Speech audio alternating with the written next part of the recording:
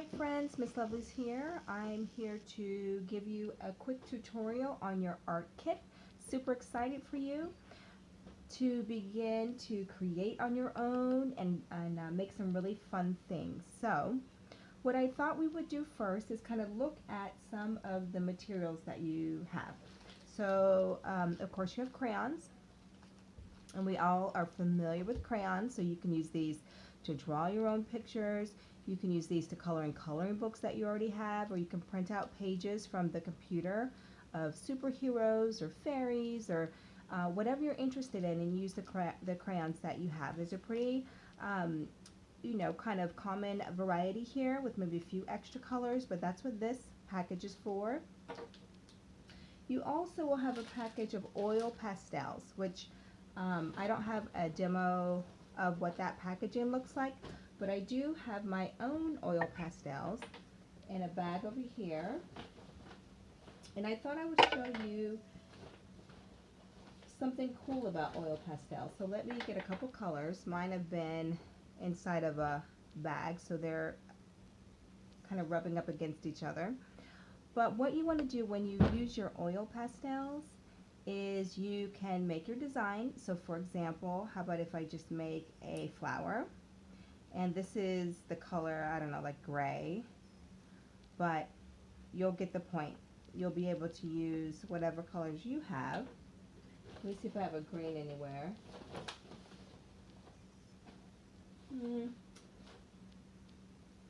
There might be a green somewhere, but I'm going to go ahead and use this orange. I'm going to clean it off a little bit. Yours is clean and brand new. But after you draw your design, and you don't have to use oil pastels to draw it, but when you do use your oil pastel, the cool thing is that when you begin to color with it, it's going to color a lot differently than a crayon does. It's going to seem thicker, a little bit waxier, and of course a little bit oilier. So that's why it's called oil pastels. Now the cool thing about oil pastels, let me use this color here. This is a green. Oh, I do have a green. That's what I was looking for, right? I was going to use it for a stem.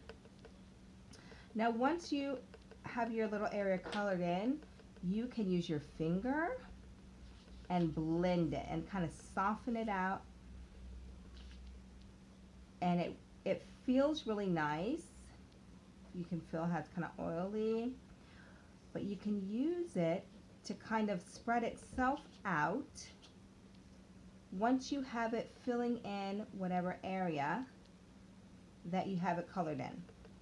Now what I would encourage is you use different fingers, right? So if you have red, you don't want to use your red finger on the green unless you want to blend those two colors. So let's try this. I'm going to do a little bit of green here, and then I'm going to use a little bit of that orange, not too much, just a little bit, and then I'm going to use a little bit of the green again. And now let's experiment and see what that blending process can look like. The other thing you can do with oil pastels is, if, say for example, if you wanted to make a rainbow, you can do your lines. This is not the color, these aren't the colors of the rainbow, of course, but excuse me, Miss Lovely just wants to show you. So the line is here, but you can bring the color down into the white, okay?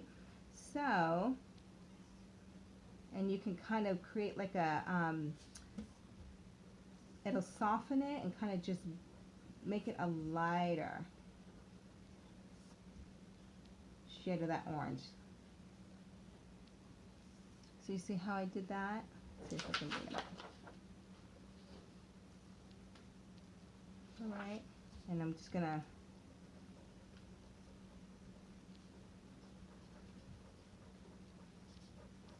so the oil pastels give you opportunity for shading, whereas with crayons you don't really have that capability or that option.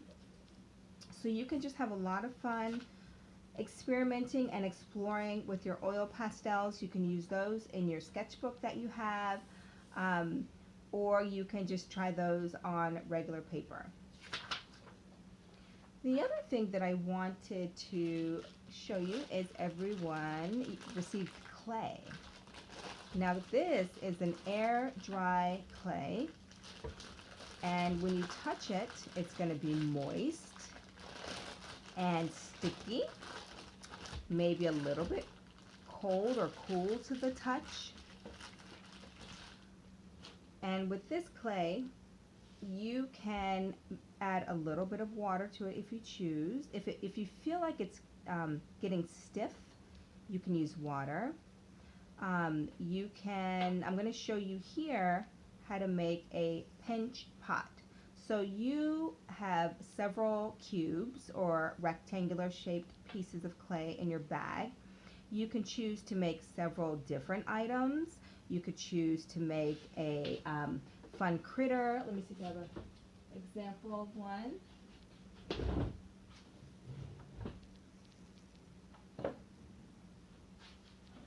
So here's an example of a fun little critter. You can see the ears, the head, the body, and a little tail. Can you see that? Here's also an example of a clay dish. You can put your name and the date on the bottom before it dries. So these are some of the things that you can create with your clay. Now you can also flatten it out and maybe do a handprint.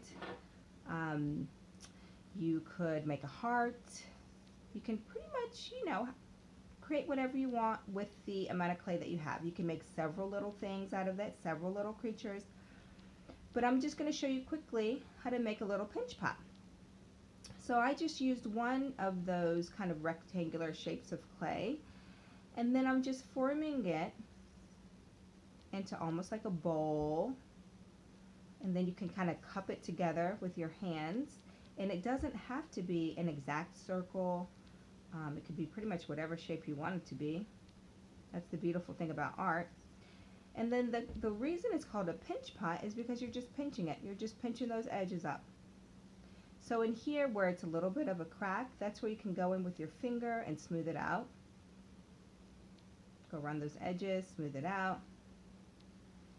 If you wanted to make it kind of like a leaf, you could pinch those two edges together. Maybe even like a boat. And the fun thing about the clay is that I prefer to paint it before it dries. So you have an option of using some of the paint you have to paint it while it's wet. And then when it dries, it's already ready. Or you can let it dry and then paint it. So the choice is yours. Here's an example of a pinch pot that I did not too long ago. What I would suggest is if you do paint it when it's wet, this one kind of chipped a little bit, and you're using one of the sponge brushes that is with your kit, what works best on the clay pot is if you dab it. Dab the paint on like that. If you rub it, because the clay is still wet, it kind of pulls the clay over the paint color. But if you dab it, it works beautifully. Okay, so you have the option of letting it dry and painting it, or painting it wet, and that's your clay portion of your kit. Clean my little area here. Alrighty, so as I mentioned, you have a couple brushes. You have sponge brushes, and you might have a brush that looks like this. This is an example of like a regular bristle type brush that's good for acrylics. You can use it for watercolors. Sponge brushes typically you would not use for watercolors, but you can use for the paints that you have. The paints that are inside of the Tupperware dishes are a type of tempera paint, which is washable and it's non-toxic and kid friendly. The other paint that you have is in a container like this, and this is an acrylic paint, and this one will kind of stain your clothes. Of course, we don't want to eat any of the paints, but you don't want to eat this one. Let's see if it's... Oh, it's also non-toxic, okay, but still we don't want to eat it. But this one is red. You have different colors in your kit, but this one you'll be able to experience the textures of the two different types of paint choices. And depending on the age you are, or the age of friends who might use an acrylic or this type of paint, you know, like if it's a younger child, sometimes this is a lot better. If it's an older child who really wanted to explore and have a lot of more variety with colors, the acrylics are awesome for that. All right, and so the sponge brushes you can reuse. So you want to use them, one for each color, and then you can rinse them out and let them dry overnight and reuse them again the next day. If you choose to reuse a brush in the same art project, make sure that you get all of the water out before switching it to another color, because they are sponges, so they'll retain that water and you don't want it to mess up your artwork. This one you can use as many times in one project, but always make sure you clean it when you're done, and then that way you can reuse it and have it ready for the next project. Alright, so I have a lot of clay on my hands. I'll probably go and wash those in a minute. Let me do that now.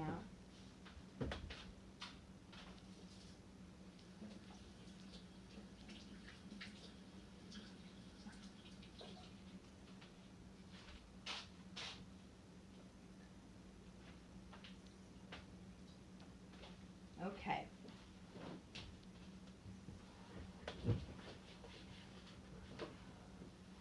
All right, so another quick example or showcase is you have a puzzle. Now this, you can use your crayons on it, you can use markers if you have those at home, you can even use your oil pastels or paints on this particular surface. What you want to do is you want to draw your complete design on here before breaking it apart. Once your design is complete and dry, then you can break the puzzle pieces apart, and then you have your own custom-made puzzle. And these may not be in all the kits, but this is in the current art kits, so I want to show this as an example. Alright, so you have a bag of fabrics, and fabrics are always fun. I mean, really, the sky's the limit when you have fabric scraps, and it's a matter of what do you want to use them for. So I have a couple examples here when you can get some other accessories to go with the materials that you have. Now here is a pipe cleaner superhero that I made with another project. I can show you quickly how to make that. But you have beads in your kit, and those beads can be used for a pipe cleaner superhero, or it can be used for bracelets, or it can be used to make a little wind chime. You can also embed beads. Let me see if I have a bead somewhere. Maybe I'll take one off of this little guy here. When you do your clay, you can also stick beads in your clay. What I would say is just really embed them in there, push them down really well, and then you have your project. So you can make a superhero of sorts, use the felt as a cape. With your different materials, you can create a collage. There's also a bag that has some fun paper scraps in it, as well as maybe some of these little florals. So this is a flower collage. I used oil pastels, used fabric for the leaves, used paper for the stems, and the flower heads and paper, I used some yarn for glue. And this is just on the back of a silk carton box. And use this as a great surface. So parents who are watching, save your cardboard boxes. I brought one over that I wanted to cut up and just show you briefly. Oh, I do have my pack of oil pastels. I just saw that there. Also, there's pom-poms. Those can be glued on. And you just really want to use your imagination. I had an idea for a box that's like this, or you can use 2 pieces of cardboard, anything you want. And you can cut it open. This one, these little tabs here on the sides of the box that you will not be using, definitely save those. Those can be used as bookmarks. You can decorate them, design them, glue. This is another great example. of where you could utilize your fabric strips by creating almost like a quilt-like pattern. You can cut it to fit on here and make a bookmark, make a hole in the center of it, the top. See if I can do one with these scissors. It's kind of a sturdy box. And then use your pipe cleaner.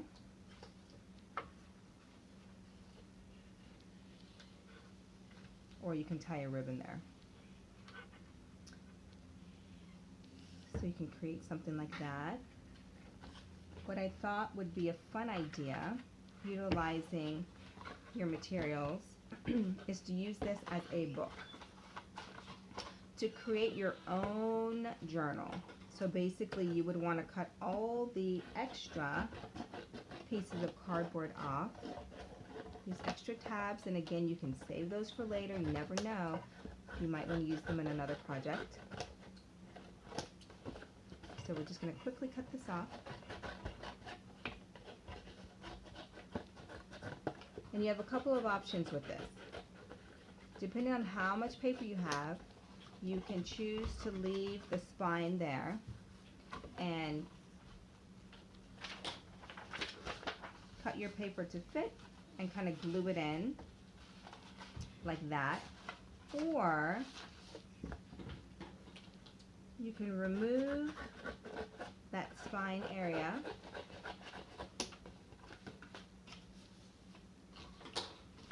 you could either glue the book to the other part into that spine with the glue that you got that came with your kit, let that dry, and create a book cover like that. Or you can remove this side here, and if you have a hole puncher, or you can get an adult to put holes. I don't have a hole puncher with me, but for the sake of demonstration, I'm just going to use my scissors.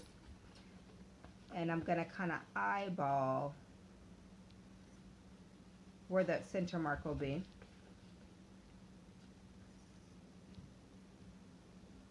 Do that with all three of these, and do it again with the other side, right?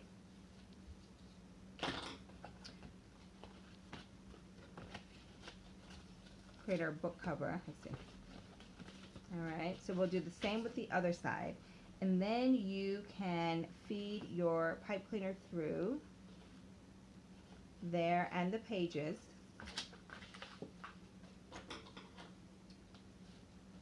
And create your own book. And when you're ready to decorate your cover, you can use the pages from your sketchbook. Or you can use your fabrics, or you can paint over it. So you would cut this down. These pipe cleaners, cut those down. And then kind of twist it. And then you would do that all the way down. So really you would only need one pipe cleaner for this project. 1, 2, 3. You can put your pages in the middle. And even if you don't have a hole puncher, you can use a stapler, or you can fold all your pages together. Here's another trick. If you have many pages, I don't know if I have any extra, so here's another one I can use.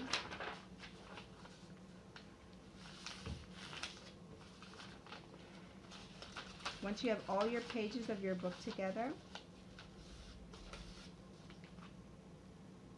you can also bind them together with pipe cleaners. So you have one in the center, and then you have one on the outside. Twist, twist. You can even put some beads on the end of them and a ribbon to kind of hang off. And then you can do your pages of your book, however many pages you have. That's a fun idea. 2 more quick ideas. You can save your panels from these cardboard boxes. And I want to show you a mixed media piece that you can create You can use beads again to kind of hold it in place. I'm just going to bend the pipe cleaner so it does not go through the hole. And I'm going to do the same on this side. So with this particular piece, you do not have to have 3 holes because this is just a kind of like a panel type of artwork piece. But this is just another way to display, to create your art and to display it. So again, I'm going to make sure that I'm just closing it just enough so it doesn't fall out. You can put a bead on it or something fun like that. So as you can see, you have 2 panels connected and you can hang it up and down. It's hard for me to kind of demonstrate it like this. But on here you can draw pictures, you can make you know, a city skyline, draw some buildings. But really you can draw whatever you want here. Alright, but the goal with this way of using recycled, repurposed, and mixed media materials, oops, let's just make that a door, is that the sky's the limit, and it's a new way to think about how to use your pipe cleaners. Something else that's super fun is, let's see if I can find, I don't know, I'll use this piece of cardboard here. Alright, so this is fun, and another way that you can utilize your fabric swatches. So, everybody knows tic-tac-toe, so you have a couple different fabrics. You can make polka dots or X's, purple or O's. You can design your own tic-tac-toe board. You can cut it out. You can even use these types of cardboards here to design your own tic-tac-toe board. And then you can cut your own shapes. Or you can glue a pom-pom to it and say black felt, pink pom-pom. That's all one opponent. And then maybe you have purple with beads, right, on each little square is another opponent. Let me just do a quick demo of that. Let me find my little bead.